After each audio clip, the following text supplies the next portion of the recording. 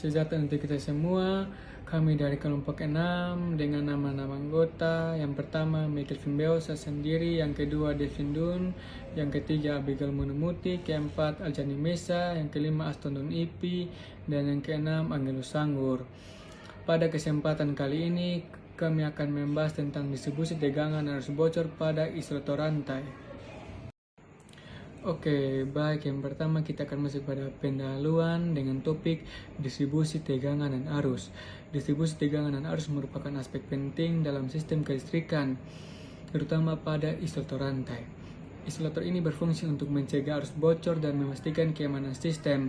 Pengukuran yang tepat dari tegangan dan arus ini membantu dalam mendeteksi cacat dan meningkatkan efisiensi operasional. Dalam presentasi ini kita akan membahas berbagai faktor yang mempengaruhi distribusi ini dan bagaimana pengaruhnya terhadap kinerja isolator. Isolator adalah komponen penting dalam sistem kelistrikan yang berfungsi untuk memisahkan konduktor dari tanah. Tujuan utama isolator adalah mencegah arus bocor yang tidak diinginkan, menjaga sistem dari gangguan, dan memastikan stabilitas yang tinggi. Memahami fungsi dan komposisi isolator rantai sangat penting dalam merancang dan memelihara infrastruktur kelistrikan. Selain itu, isolator rantai juga membantu mengurangi risiko kegagalan sistem dan kerugian energi. Tegangan pada isolator rantai, penjelasan dan pengaruh. Mengukur dan memahami tegangan isolator. Tegangan dalam isolator. Tegangan yang diterima oleh isolator rantai dapat bervariasi tergantung pada desain sistem dan kondisi operasional. Dalam contoh, isolator dapat menerima tegangan hingga 110 kV dalam kondisi maksimum. Pemahaman mengenai data ini penting untuk memastikan isolator dapat beroperasi dengan aman dan efisien. Pengaruh lingkungan. Lingkungan sekitar juga mempengaruhi tegangan pada isolator. Kelembapan dan tinggi kontaminasi dapat meningkatkan tegangan dan mengarah kepada penurunan efisiensi.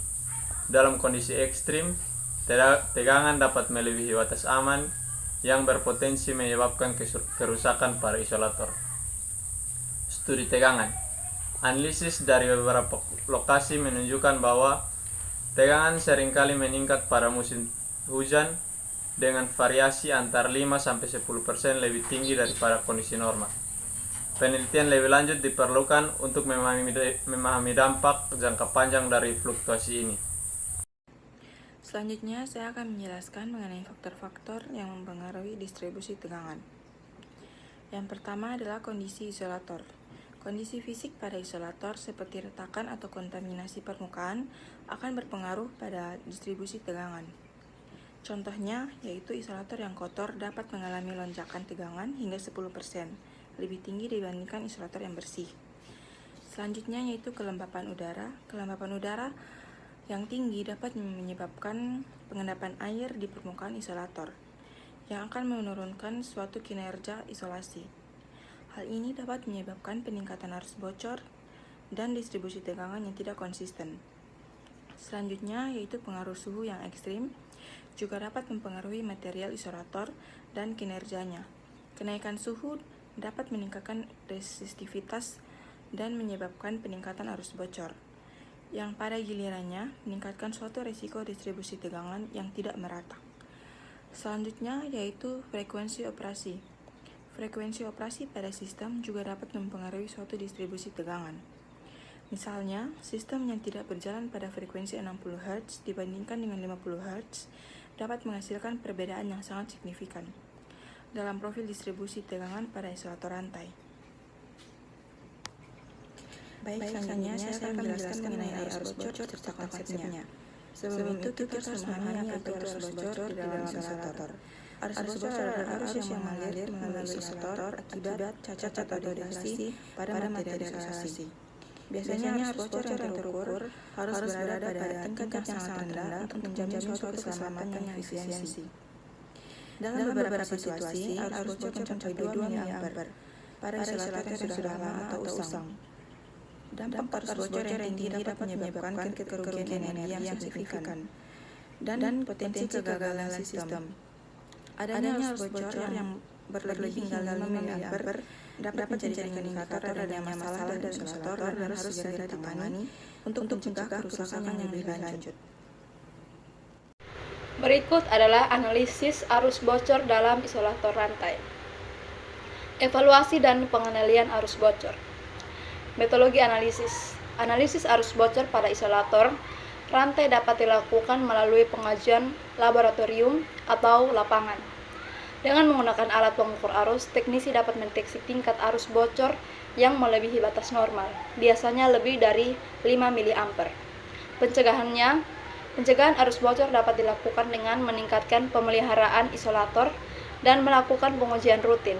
Ini akan mengurangi risiko kerusakan dan meningkatkan umur isolator secara keseluruhan.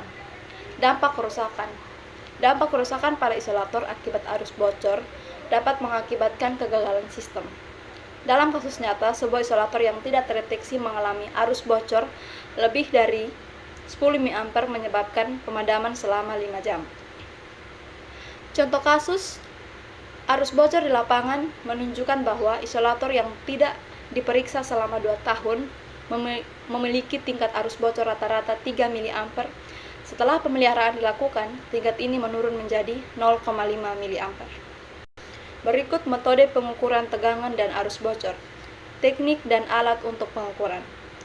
Alat pengukur. Alat seperti voltmeter dan klameter dapat digunakan untuk mengukur tegangan dan arus bocor. Penggunaan alat-alat ini memungkinkan teknisi untuk mendapatkan data yang akurat dan mendefinisikan masalah lebih awal. Berikut produk pengukuran. Prosedur pengukuran. Prosedur pengukuran melibatkan langkah-langkah yang ketat untuk menjamin akurasi.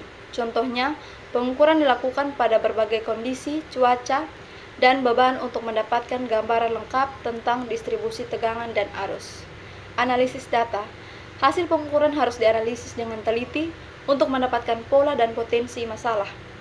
Dengan menggunakan perangkat lunak analisis data, teknisi dapat Kondisi cuaca dan dampaknya pada isolator. Kondisi cuaca memiliki dampak signifikan pada kinerja isolator rantai. Faktor seperti hujan, salju, dan suhu ekstrim dapat mempengaruhi kemampuan isolator dalam menahan tegangan. Misalnya saat hujan, permukaan isolator dapat menjadi basah yang mengarah pada penurunan resistivitas dan peningkatan arus bocor. Dalam studi kasus, ditemukan bahwa isolator di daerah dengan curah hujan tinggi menunjukkan tingkat kegagalan 15% lebih tinggi dibandingkan dengan daerah kering.